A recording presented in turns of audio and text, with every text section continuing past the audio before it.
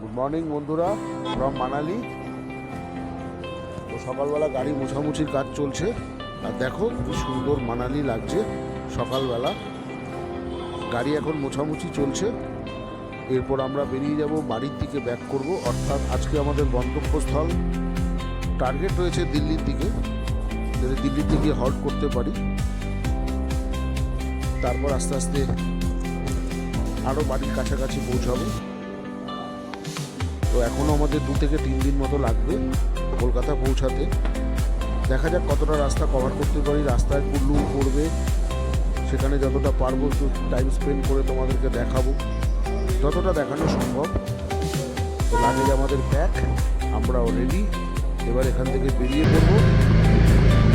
তো আমরা মানালি হোটেল থেকে বেরিয়ে গেলাম। এটা হচ্ছে মল রোডের পেছনের রাস্তাটা। সন্ধ্যেবেলা খুব জাঁকজমক থাকে।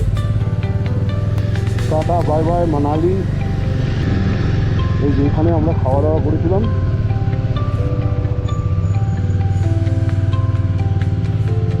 এই বেরোলাম।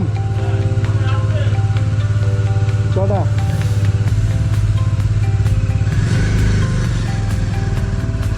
শান্তি ভোজনালয়, সম্পূর্ণ বাঙালি খাবার, বাঁকুড়ার লোক।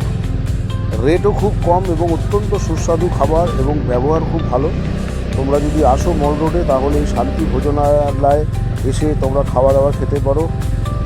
আমাদের তো খুব ভালো লেগেছে, আশা করি তোমাদেরও ভালো লাগবে। এত কম রেটে এরকম খাবার পাওয়া খুব মুশকিল। তো আমরা চলে এলাম মেন রোড।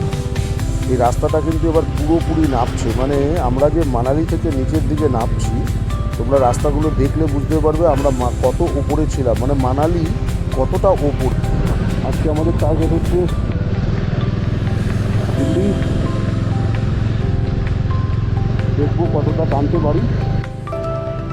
অনেক ওপরে আমরা রয়েছি, যদিও সকালবেলা রাস্তা ফাঁকা ফাঁকা থাকে। বেরোতেই দেখো কি দারুণ লাগছে সকালবেলার বিউটিটা। সকালবেলা এইসব রাস্তায় গাড়ি চালাতে এত সুন্দর লাগে। আর দেখো, এটা ব্যাস নদী, তার স্রোত দেখো।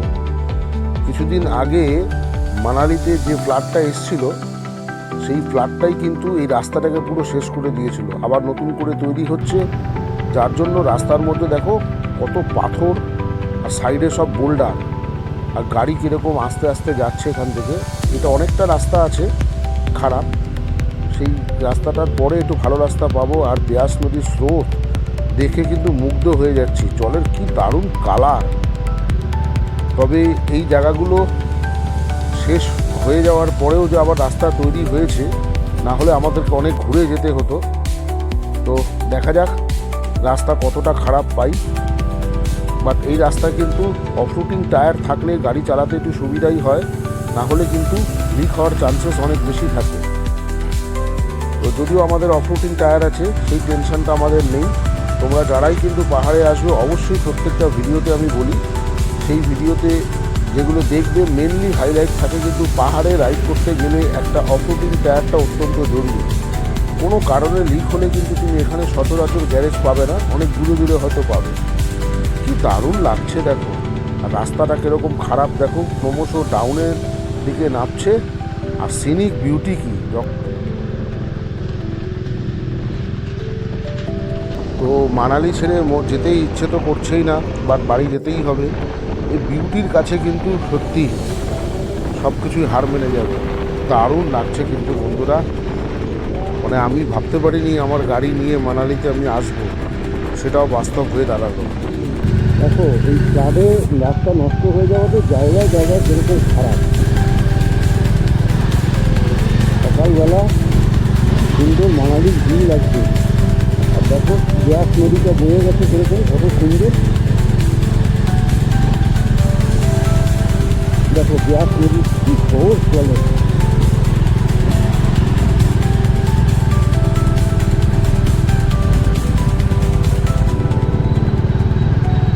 রাস্তাটা এখন চড়া এড়ে উঠতে হবে। তো ভিডিওতে বোঝানো সম্ভব নয়, রাস্তাটা কিন্তু যথেষ্ট খাড়াই উঠছে, বা প্লেন বলে অতটা বোঝা যাচ্ছে না। খুব সুন্দর লাগছে বন্ধুরা, সিনিক বিউটিটা মারাত্মক লেগেছে। আর দেখো রাস্তার বাঁ পাশে যে স্টলগুলো রয়েছে, এখানে সব কমলালেবু বিক্রি হচ্ছে। লোকাল কমলালেবু, বাট খুব কস্টলি। তো আমরা সেগুলো কিনলাম না, এখান থেকে বেরিয়ে যাচ্ছি আমরা।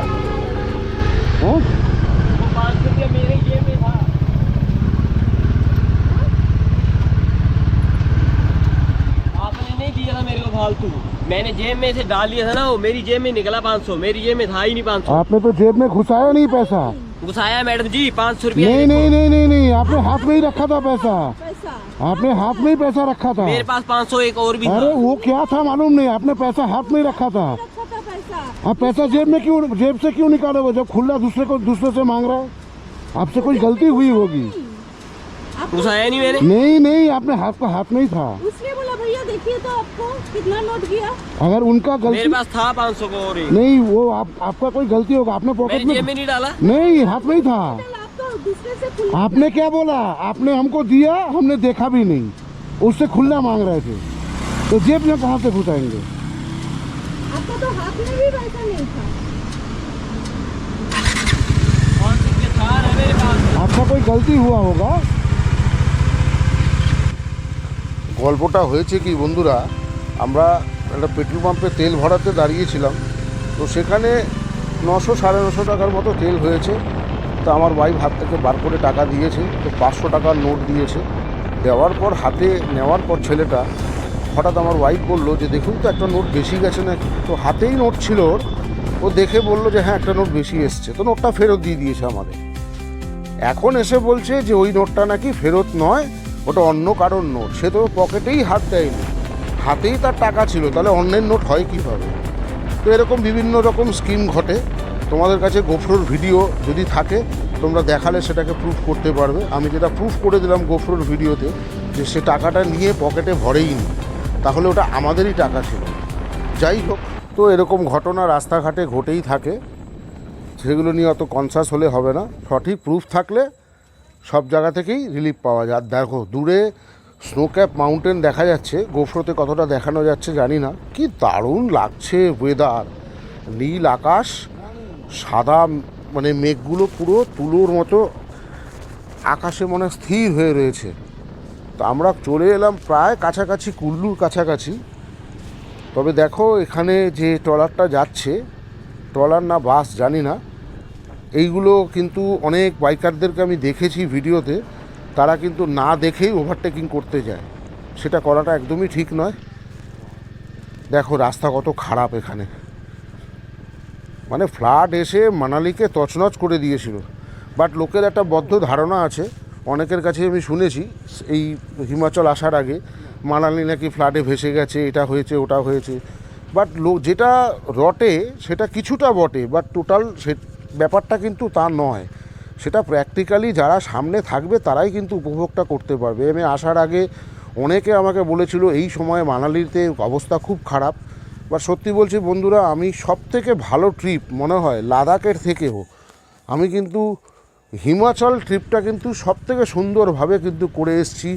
বরফ পেয়েছি, ব্ল্যাক আইস পেয়েছি, অফ রুটিং পেয়েছি, উতার চড়াও পেয়েছি, সমস্ত খারাপ রাস্তা পেয়েছি, আবার ভালোও পেয়েছি, সব কিছু এনজয় করে আসতে পেরেছি। এটা সম্পূর্ণ ভগবানের আশীর্বাদেই। তো দেখো ওহ, এটা একটা মানে ট্র্যাক হচ্ছে আগামী দিনে। এটা হয়তো এখানে গাড়ি টোল গেট হয়তো হবে, যাতে গাড়ি যাওয়ার জায়গা। তো আমরা ডান দিক দিয়ে বেরিয়ে যাচ্ছি, যদিও এখন এটা চালু হয়নি। তো জায়গায় জায়গায় খারাপ, জায়গায় জায়গায় খারাপ। তবে এইখানে কিন্তু গাড়ি একটু সন্তর্পণেই চালাতে হবে। আমার যদিও পিলিয়ান আছে এবং প্রচুর লাগেজ আছে, সেহেতু আমি একটু কনসাস হয়েই চালাবার চেষ্টা করি, বাকিটা ওপরওয়ালার হাতে। আর দেখো সামনের গাড়িগুলো কীরকম ধুলো ছিটিয়ে ছিটিয়ে যাচ্ছে। মানে বাইক যে চলে কোনো ভ্রুক্ষেপই নেই যে পেছনে একটা বাইক আসছে, গাড়ি একটু কনসাসলি চালানো উচিত। মানে তারা এত তাড়াহুড়ো করে, মনে হয় কত আগে তারা বেরিয়ে যাবে, বাট বেরোতে কিন্তু কেউই পারবে না। দেখো 4x4 গাড়িগুলোও কিন্তু আস্তে আস্তে আস্তে আস্তে যাচ্ছে। তো এইগুলো বলবার নয়, এগুলো ড্রাইভারদের বোঝার বিষয়, যে পেছনের গাড়িকে যদি একটুখানি জায়গা দিই, যদি একটু সুস্থভাবে যেতে পারে, সেইগুলো কারোর চিন্তা থাকে না। আর কি দারুণ বিউটি বন্ধুরা, মন একদম ভরে যাচ্ছে। ওফ, ইচ্ছা ছিল কুল্লুতে একদিন থাকার, বাট সেটা সম্ভব নয়। এক জায়গায় যাওয়ার আমাদের আছে, সুতরাং এখন টার্গেট আমাদের বাড়ির দিকে ফেরা, অর্থাৎ বাড়িতে ফেরার আগেও একটা জায়গায় যাওয়ার আছে, সেটা হচ্ছে সাসারাম। তো সামনেই দেখো একটা ফলক আসছে, কুল্লু যাচ্ছে বাঁদিকে আর সোজা যাচ্ছে চণ্ডীগড়। আমরা যাব চণ্ডীগড়ের দিকে। তো বাদিকটা কুল্লু নেমে যাচ্ছে টাউনের দিকে, খুব সুন্দর টাউন নাকি, বাট এবার আর সেই ইচ্ছেটা পূরণ হলো না। এই ব্রিজটার বাঁদিকে, অর্থাৎ তোমাদেরকে দেখাবো, এই দেখো এটা হচ্ছে কুল্লুর টাউন, মানে সিটি। খুব সুন্দর, পরিষ্কার পরিচ্ছন্ন, দারুণ জায়গা। তো তোমরা চাইলে এখানেও থাকতে পারো, খুব সুন্দর থাকার জায়গাও রয়েছে এখানে, তবে খুব কস্টলি জায়গা যেটুকু আমি শুনেছি। তবে চলে এলো কুল্লুর টাউন, এখানে একটু জ্যাম হয়তো লাগবে।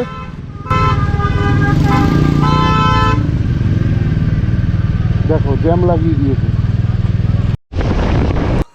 তো জ্যাম থেকে বেরিয়ে গেলাম, রাস্তা আবার পরিষ্কার, বাট দূরে যে পাহাড়গুলো দেখা যাচ্ছে দেখো, মনে হচ্ছে আঁকা, একটার পর একটা। আমরা ছোটোবেলায় যেরকম একটার পর একটা পাহাড় আঁকতাম, ঠিক সেই রকম। আর মেঘগুলো কি সুন্দর লাগছে, ভিডিওতে অতটা দেখানো সম্ভব নয়, বাট আমরা যা ফিল করছি অকল্পনীয় ব্যাপার, অকল্পনীয়। আর কুল্লু মানালি হাইওয়ে এত পরিষ্কার এবং পরিচ্ছন্ন। তো বন্ধুরা, আমরা গোছ বলে একটা জায়গায় দাঁড়ালাম, একটু সকালে ব্রেকফাস্ট করতে হবে আমাদের। আর দেখো এখানে রেস্টুরেন্টটার ভিউটা দেখো, খালি ভিউ দেখো কি সুন্দর, চারিদিকে পাহাড় দেখো। ওই পাহাড়টার ওপরে নদীর, এখানে কোনো ফোর্স নেই, সামনে একটা মন্দির আছে, দেখো কি সুন্দর জায়গা। আর উপরে পাহাড়টা দেখো কি দারুণ লাগছে। দেখো এটা হচ্ছে ওনাদের রেস্টুরেন্ট, দেখো খুব পরিবেশটা খুব সাজানো গোছানো। আর জলের কোনো স্রোতও কিন্তু নেই এখানে, জলের যে স্রোত থাকে সেটা নেই। আমরা এখান থেকে আর জলের স্রোত অনেক পাবো না। সকালে ব্রেকফাস্ট সেরে আমরা বেরিয়ে গেলাম। এখানে একটা লম্বা ব্রিজ আছে, রাস্তাটাও খারাপ, জলে ভেজা, কাদা মাটি। আর লম্বা যে ব্রিজটা আছে, আমি যতদূর শুনেছিলাম যে কিছুদিন আগে যে ফ্লাডটা এসেছিল, এই ফ্লাডে ব্রিজের কিছু অংশ ভেঙে গেছে। তোমাদেরকে দেখাবো সামনে। অনেক লম্বা ব্রিজ, এই ব্রিজ থেকেই কিন্তু পাহাড় কেটে তারপরে কিন্তু টানেল তৈরি করেছে। 12খানা টানেল আছে মান্ডি পর্যন্ত। সেই 12টা টানেল ক্রস করতে হবে। বিআরও এখানে খুব সুন্দর কাজ করেছে। এই দেখো এখান থেকে ব্রিজটা কিন্তু স্টার্ট হয়ে যাচ্ছে। ব্রিজের প্রথম দিকের অংশটা ভালো রয়েছে, বাট মাঝে মনে হয় কিছুটা খারাপ হয়েছে, মানে ভেঙে গেছিলো, সেটাকে আবার নতুন করে তৈরি করছে, যেটা আমরা শুনলাম।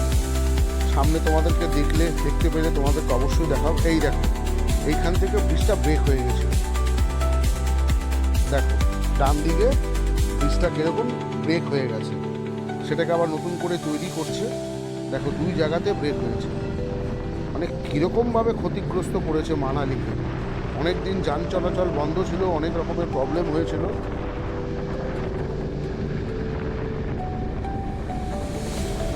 আর এই ব্রিজটা শেষ, তারপরে কিন্তু টানেল শুরু, অর্থাৎ 12 নম্বর টানেল কিন্তু স্টার্ট হবে। এবার ক্রমশ আমরা যখন 1 নম্বর টানেলে গিয়ে পৌঁছাবো, তখন বুঝতে পারবো যে আমরা মান্ডির ব্রিজটা ক্রস করে গেলাম। তো ওই টানেলটা খুব সুন্দর, খুব লুক্রেটিভ, দেখতেও ভালো লাগবে। আমরা টানেল দিয়ে যাব পরপর। ভারতবর্ষে এরকম পরপর 12খানা টানেল এইখানেই কিন্তু প্রথম তৈরি হয়েছে। দেখো কি সুন্দর জায়গা, বাট গাড়িগুলো কিভাবে যাচ্ছে। রাস্তাটা কিন্তু খুব একটা ভালো নয়, ফ্লাড এসে পুরো রাস্তাটা তছনছ করে দিয়েছে একদম। দেখো মন্দির, চণ্ডীগড়, পাঠানকোট,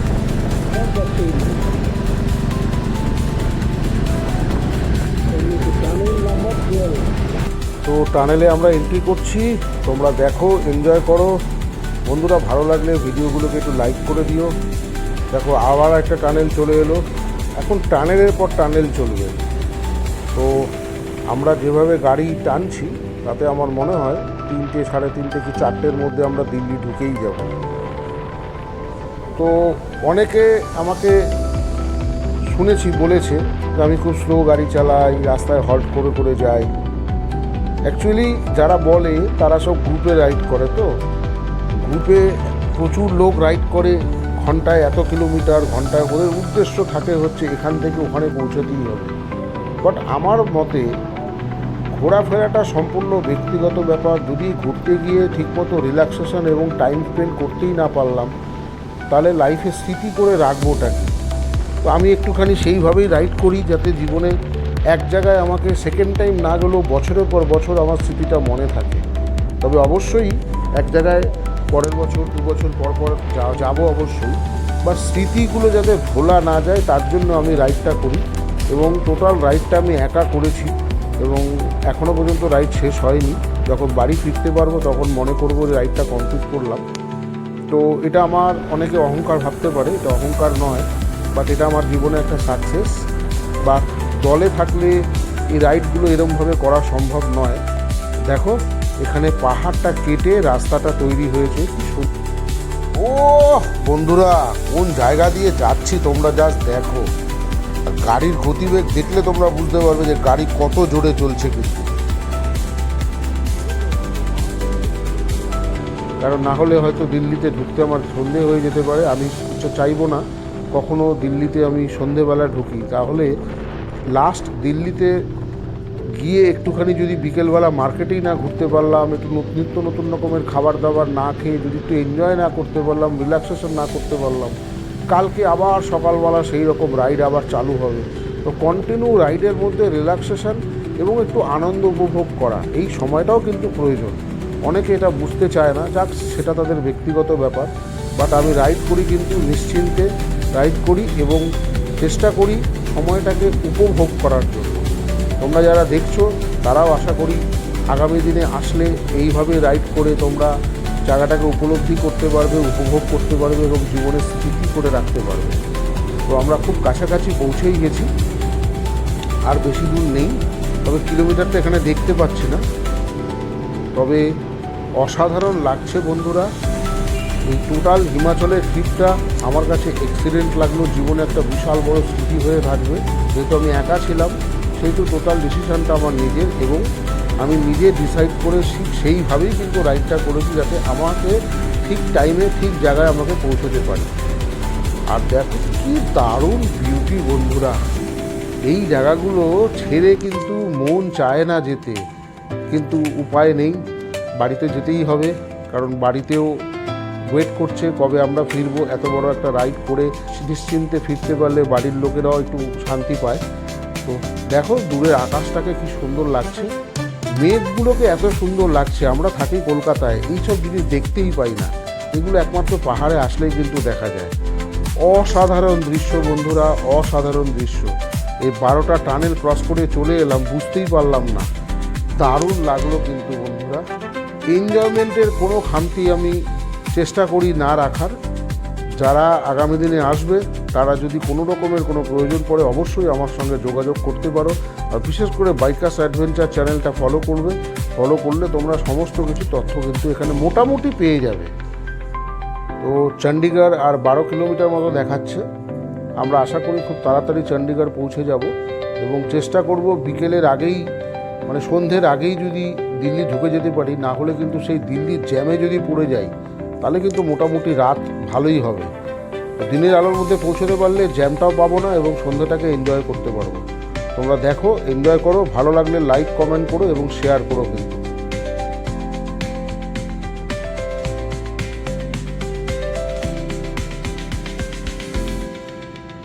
আমরা এখনও পাহাড়েই রয়েছি, পাহাড় থেকে নিচে এখনও নামিনি। চণ্ডীগড় এসে গেলে তখন নিচেই নেমে গেলাম। আর দেখো কি সুন্দর সিনিক বিউটি, ওদিকে পাহাড়, মাঝখান থেকে ব্যাস নদী বয়ে যাচ্ছে। বা জলের কালার এখানে সবুজ কালার, বা জলে কিন্তু কোনো স্রোত নেই।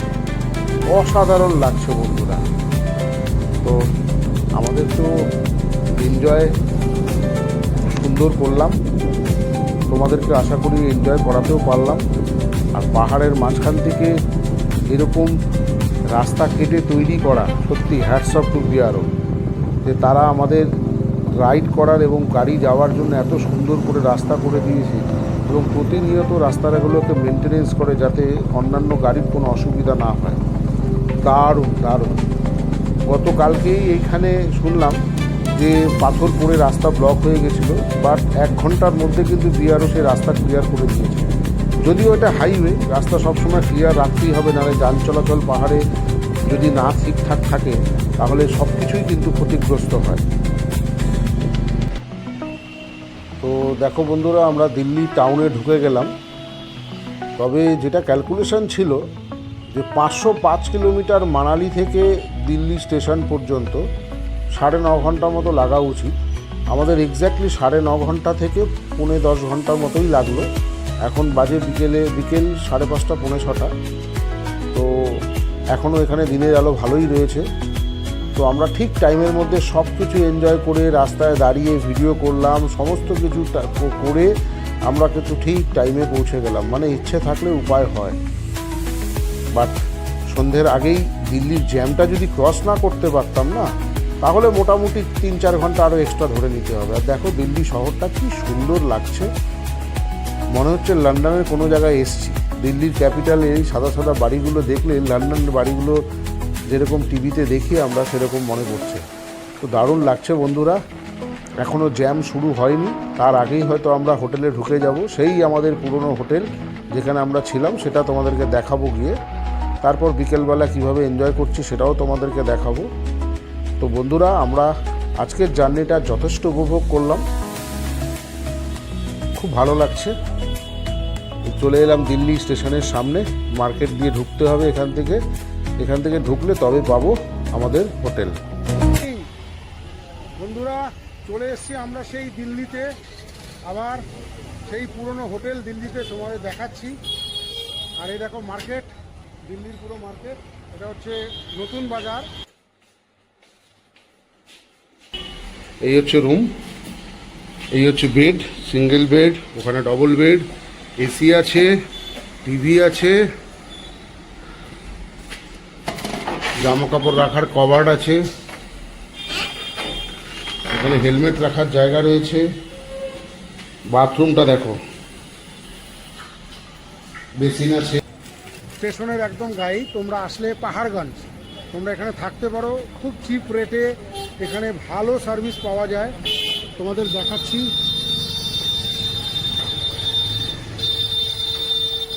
হোটেল অর্জুন, এই হচ্ছে হোটেলের এন্ট্রি।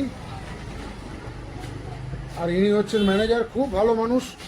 গতবার আমার সঙ্গে কথা হয়েছিল ওনার, উনি বলেছিল যে আপনি কি আসবেন। আমি ওনাকে বলেছিলাম আমি 100% আসবো। मेरा नाम राजीव है। अच्छा, होटल का नाम? ये अर्जुन होटल है, मेन बाजार पहाड़गंज, नई दिल्ली से 5 मिनट का रास्ता है। ओके वॉकिंग डिस्टेंस बता रहा हूँ। ओके। और मेट्रो स्टेशन से 5 मिनट की दूरी है। ओके तो ये सेंटर दिल्ली कहते हैं इसको। ओके और हमारा अर्जुन होटल में आप जानते हैं सभी फैसिलिटी अवेलेबल है, ओके। और रूम का प्राइस भी रिजनेबल होता है। तो आप थोड़ा आपका नंबर बता दीजिए, फोन नंबर। मेरा फोन नंबर है 9891846336। ওকে। আর দেখো এখানে সমস্ত লাগেজগুলো চলে এসছে আমাদের। আমরা জাস্ট ফ্রেশ হয়ে নিলাম, ফ্রেশ হয়ে আমরা বেরিয়েছি দিল্লিতেই, দিল্লির মার্কেটে। এটা হচ্ছে নতুন বাজার, পাহাড়গঞ্জ। অ্যাকচুয়ালি সবাই যত লোকে দিল্লি স্টেশনে নামে তারা কিন্তু এইখানেই এসে যত হোটেল ফোটেল সব কিছু আছে। রাস্তার ধারে দুধারে সব স্ট্রিট ফুড পাওয়া যাচ্ছে।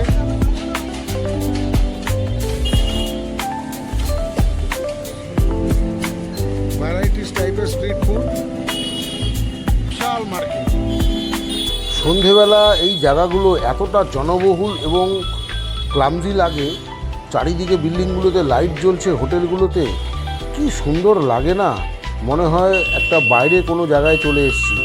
খুব সুন্দর লাগে, এত মানুষের জমজমাট এবং দোকানপাট, ওভারঅল ব্যাপারটা কিন্তু এক্সিলেন্ট। দেখো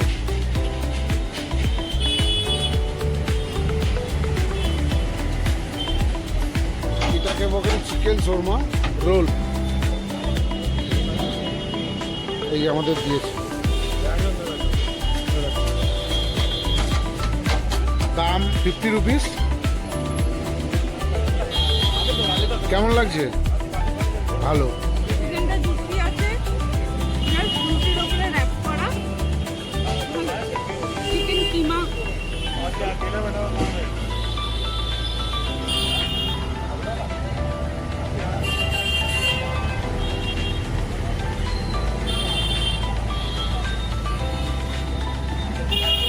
দারুণ দারুণ। বন্ধুরা আমরা এখন চলে এসেছি দিল্লি মেট্রো স্টেশনের সামনে। ভাবা যায় না যে মেট্রো স্টেশনের সামনেই শ্রীরামকৃষ্ণ মন্দির রয়েছে। দেখো তোমাদেরকে দেখাই, দেখো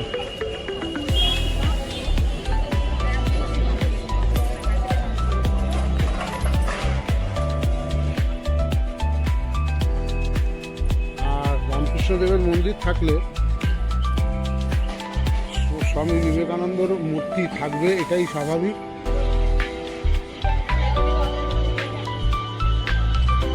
আর এটাই হচ্ছে দিল্লির সেই মেট্রো স্টেশনটা।